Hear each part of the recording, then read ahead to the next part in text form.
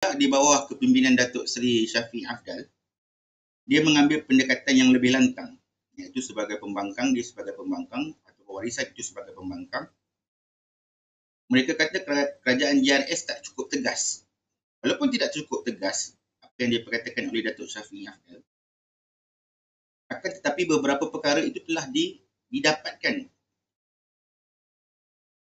Warisan itu sedang berkempen dengan slogan Selamatkan Sabah.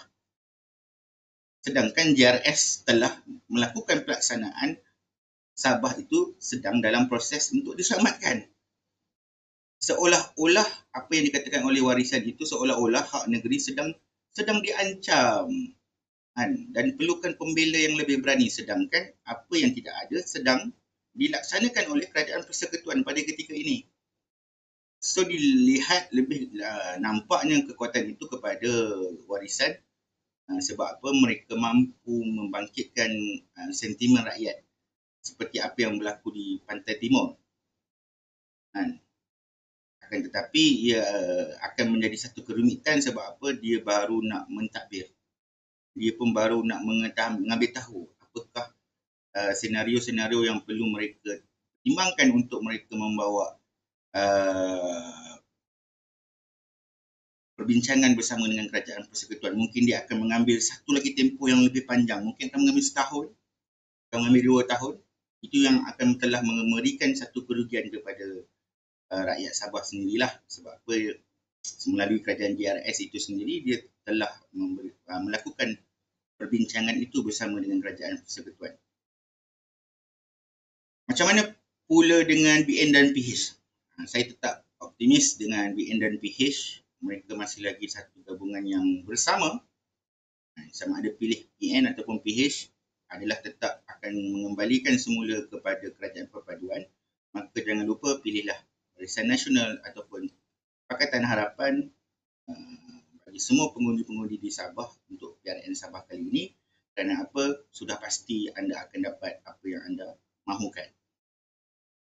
Tetapi ini merupakan juga satu cabaran yang besar kepada mereka. Sentimen-sentimen anti-Parti Semenanjung dan agak kuat dalam isu kali ini.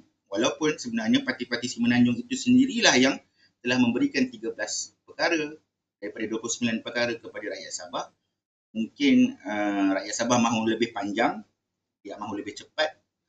Itu kita biarkanlah rakyat Sabah. Kami di Semenanjung pun kami hanya mampu melihat apa yang berlaku di Sabah itu sendiri. Barisan Nasional dan juga Pakatan Harapan pada PRN kali ini agak terlalu berhati-hati. Kerana apa? Di satu pihak mereka perlu tunjuk solidariti dengan rakan persekutuan, yang di sisi lain pula mereka perlu yakinkan pengundi Sabah yang mereka juga memperjuangkan hak negeri Sabah. Strategi mereka lebih kepada kestabilan dan juga pembangunan dengan hujah-hujah yang baik, dengan pusat adalah kunci untuk membuka dana dan juga mempercepatkan hak Sabah. Itu saya optimis dengan apa yang diperjuangkan oleh Pakatan Harapan dan juga Barisan Nasional pada ketika ini melalui calon-calon yang dipertandingkan di PRN Sabah. Oleh itu, apakah yang dipertaruhkan? Kemenangan JRS mungkin akan meneruskan rundingan secara senyap. Kemenangan warisan pula mungkin akan menyaksikan pendekatan yang lebih lantang